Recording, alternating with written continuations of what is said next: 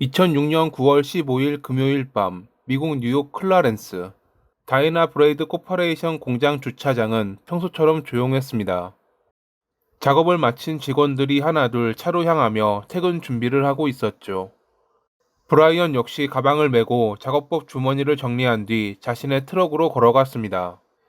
그리고 문을 열고 운전석에 올라탄 순간 세 발의 총성이 공기를 가르며 울렸습니다. 근처에 있던 동료들이 총성에 놀라 달려왔지만 이미 그는 사망한 뒤였죠.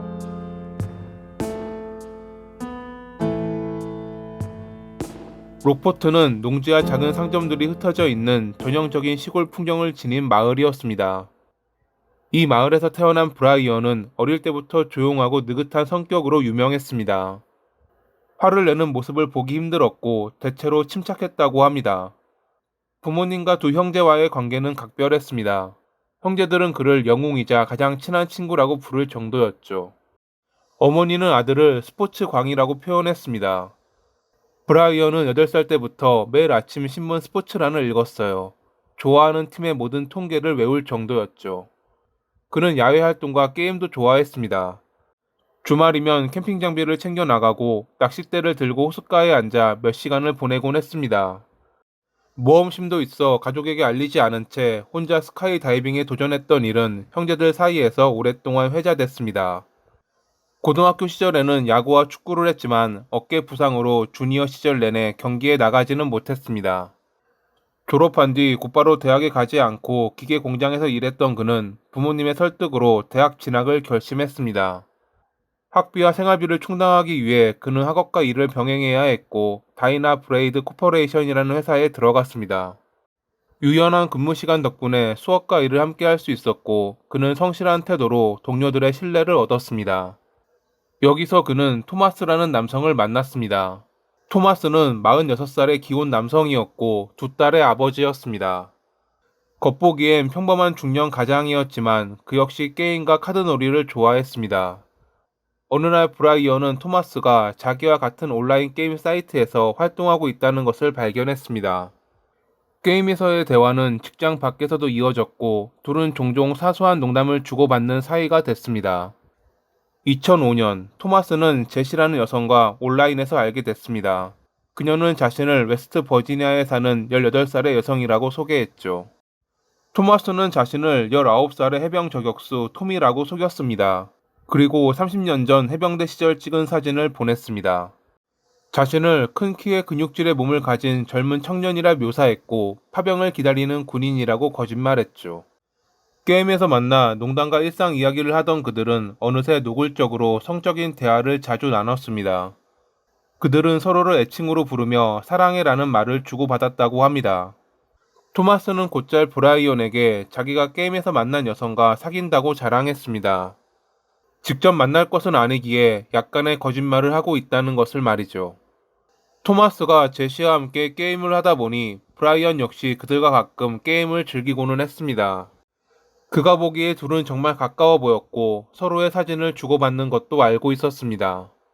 물론 토마스는 거짓말을 하고 있었지만요. 토마스가 제시에게 빠진 만큼 그녀 역시 그에게 호감이 있는 듯 보였습니다. 제시는 그에게 이름이 새겨진 목걸이, 속옷 같은 선물과 함께 다정한 내용이 적힌 편지를 보내기도 했죠. 그녀는 진심으로 그를 달콤하고 섹시한 해병이라 믿고 있었습니다. 하지만 모든 거짓말은 언젠가는 들통나기 마련. 2006년 3월 그의 거짓말은 뜻밖의 방식으로 드러났습니다. 토마스의 딸이 우연히 제시와의 대화를 보았고 어머니 신디에게 알린 것입니다. 신디는 제시에게 편지를 보냈습니다. 편지에는 토마스가 46살의 기혼 남성이라는 사실과 가족 사진이 포함되어 있었죠. 제시는 큰 충격을 받았고 브라이언에게 이게 진짜인지 물었습니다. 그는 어쩔 수 없이 토마스의 실체를 확인해 주었고 그녀의 요구에 못 이겨 함께 그를 폭로하기로 했습니다. 그들은 채팅방과 포럼에 토마스의 실제 사진과 나이를 공개했습니다. 그를 XX 포식자로 지목하며 온라인에서 맹렬히 비난했죠. 제시와 함께 어울리다 보니 브라이언 역시 어느덧 그녀에게 빠져버렸습니다. 그는 그녀에게 웨스트 버지니아로 가서 직접 만나고 싶다고 말했지만 그녀는 그러지 말라고 경고했습니다. 그런 그를 다독이며 그녀는 여전히 토마스에 대한 비방을 함께하도록 유도했죠. 그러나 제시가 공개적으로 토마스를 공격했음에도 불구하고 그녀의 속마음은 좀 달랐나 봅니다. 브라이언이 모르는 사이에 제시는 토마스에게 비밀리에 계속 메시지를 보냈습니다. 그녀는 톰이라는 애칭으로 불렀던 그가 가짜라는 것을 완전히 받아들일 수 없는 듯 했습니다. 토미와 함께하고 싶어. 그리워 토미. 네가 상상하는 것보다 더. 당신이 그 젊었던 시절의 해병이 될 수 있다면 좋겠어. 제시는 그의 젊었을 적 사진을 보며 안기는 것을 자주 상상했다고 고백했고 브라이언을 단지 복수를 위해 끌어들였다고 인정했습니다. 그리고 그에게 브라이언과 소통하는 것을 끊고 당신만을 바라보겠다는 말도 덧붙였죠. 하지만 토마스 몰래 브라이언과 대화를 주고받으며 또 거기서는 반대로 그를 까는 좀 어이없는 관계를 이어갔습니다. 그러던 어느 날 토마스는 제시가 브라이언과 여전히 소통하고 있다는 것을 알게 되며 격분했습니다. 그건 브라이언도 마찬가지였지만 둘 다 물러서려 하지 않았고 그렇게 그들은 잔인한 삼각관계에 갇히게 됐습니다. 이 무렵 토마스는 제시에게 자신이 과거 해병대 시절로 돌아가기 위해 매일 체육관에서 열심히 운동하고 있다고 말했습니다. 그의 급격한 변화를 알아차린 건 직장 동료들이었습니다. 처음에는 열심히 운동하는 그를 응원했지만 얼마 안 가 그들은 그가 이상하다는 것을 발견했습니다. 종종 그는 모호하고 불쾌한 혼잣말을 하기 시작했거든요. 그는 계속해서 불안정한 언행을 보였고 누군가를 죽이겠다라는 위협적인 말을 하기도 했습니다. 그러는 사이 온라인에서의 폭로는 어느덧 그의 주변에 알려지게 됐습니다. 그가 딸과 함께 수영장에 나타나면 부모들은 자기 아이들을 데리고 서둘러 자리를 떠날 정도였죠. 결국 그는 지역 사회에서 따돌림 당했고 당연히 가족들과도 소원해질 수밖에 없었습니다. 그러던 어느 날 토마스는 자신이 경고했음에도 불구하고 브라이언이 제시와 어울리고 있는 것을 발견했습니다. 이제 자기에게는 그녀밖에 남지 않았는데 그마저 빼앗으려는 브라이언을 그는 증오했습니다. 그가 대놓고 적대적인 감정을 드러냈음에도 브라이언은 동료들에게 자기가 제시와 얼마나 잘 지내고 있는지, 그녀를 만나기 위해 웨스트 버지니아로 갈 계획 등을 떠벌리고 다녔죠. 2006년 9월 15일, 토마스는 동료들에게 브라이언의 퇴근 시간을 물었습니다. 그리고 그날 밤 10시 16분, 일을 마친 브라이언은 평소처럼 트럭으로 향했습니다. 문을 열고 운전석에 앉는 순간 세 발의 총성이 울렸고 그는 현장에서 즉사했습니다. 경찰은 동료들의 증언을 통해 평소 그와 사이가 좋지 않았던 토마스를 신문했습니다. 하지만 그는 범행을 부인했고 현장에서 발견된 증거가 확인되기까지는 시간이 걸릴 예정이었습니다. 그 사이 그와 브라이언, 제시의 삼각관계를 알게 된 경찰은 참고인 조사를 위해 제시를 찾아갔습니다. 그리고 그들은 충격적인 사실과 마주해야 했습니다.